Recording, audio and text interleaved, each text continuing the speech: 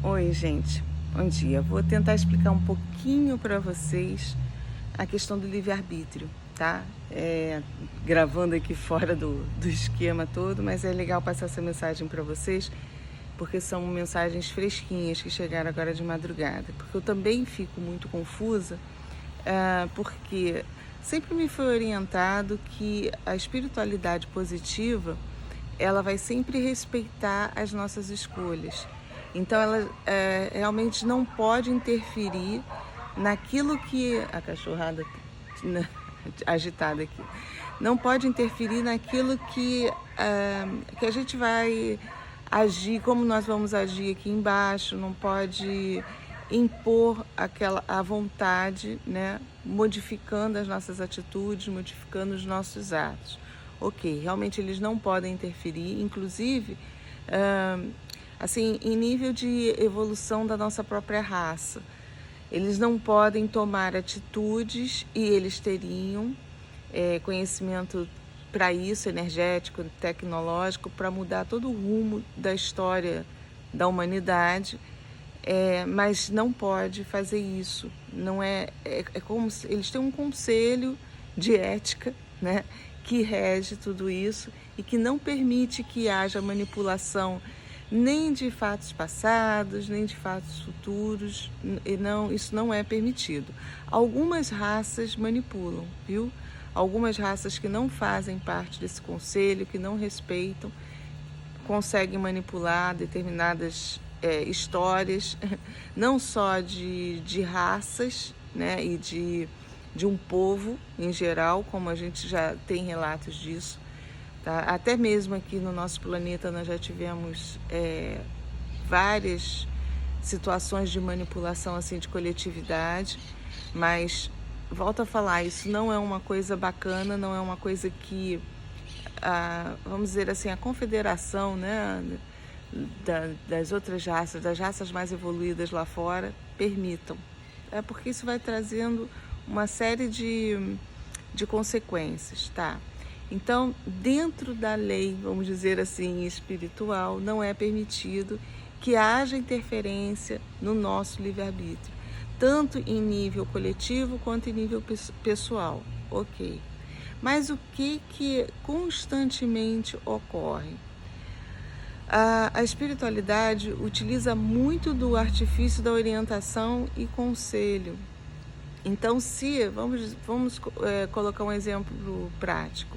Uma pessoa, de repente, que é muito querida, que é muito estimada, uma pessoa que está encarnada aqui, ela tem amizades espirituais com espíritos de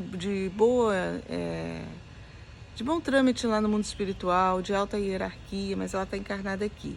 E de repente, por ela estar encarnada aqui, ela veio para cá para fazer uma missão, cumprir alguma coisa. E quando a gente encarna, muitas vezes a gente acaba se perdendo na vida material. Então, isso estou dando um exemplo um pouco mais alto, mas pode acontecer até nas pequeníssimas coisas, viu?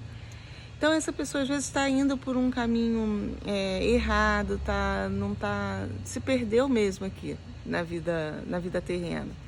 Então, o que é feito? Os amigos espirituais muitas vezes utilizam de todo o recurso que tiver, seja intuindo quem está encarnado, seja orientando diretamente essa pessoa para que ela saia daquele caminho que ela enveredou. Aí vocês vão falar, isso é manipulação de livre-arbítrio. De certa forma, sim, porque a pessoa está sendo orientada a sair daquilo, mas a vontade dela vai prevalecer, entendeu? Isso em qualquer pessoa, desde que você tenha amizades no plano espiritual, você tem um mentor, e a maioria de nós tem, né? É raro aquele que não tem um mentor, a gente sempre tem um amigo espiritual olhando por nós. Então, quando ele percebe que a gente não está indo num caminho legal, que a gente não está indo num caminho bacana, muitas vezes isso é passado, orientações, as pessoas vêm e falam, são intuídas a conversar com a gente, para que a gente saia ou não haja mais daquela forma, né? Para que a gente saia daquele caminho, para que a gente não faça mais aquela determinada coisa. Por quê? tudo que a gente está fazendo aqui está sendo plasmado no futuro do lado de lá, ao qual eles têm acesso. Então, eles tendo acesso a isso, eles vêm aqui e tentam, de certa forma, mudar. É uma interferência no livre-arbítrio? Sim, sutil, tá? Então, a boa espiritualidade, mesmo sendo proibido, né, manipulação de livre-arbítrio, ela utiliza isso. Porque sabe que no fundo vai depender também das nossas escolhas. É como você só vai mostrar que existe um caminho melhor do que aquele que você está trilhando. Agora, se você vai optar continuar pelo teu caminho cheio de espinho, ou você vai optar entrar na estrada que está mais tranquila, a escolha é sua, ok? Isso é permitido.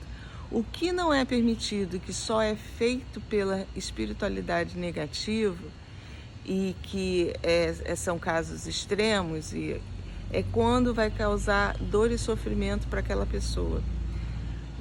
Aí eu vou esbarrar naquela questão do espiritismo que diz: Deus, por misericórdia, fez com que aquele espírito viesse aleijado, cheio de problemas, defeituoso, para não cometer mais atrocidades. Não creiam nisso, não é verdade. O espírito, quando ele nasce com problema, é porque na hora da concepção ele estava vibrando ainda mal e ele interferiu na formação do corpo físico dele próprio, tá?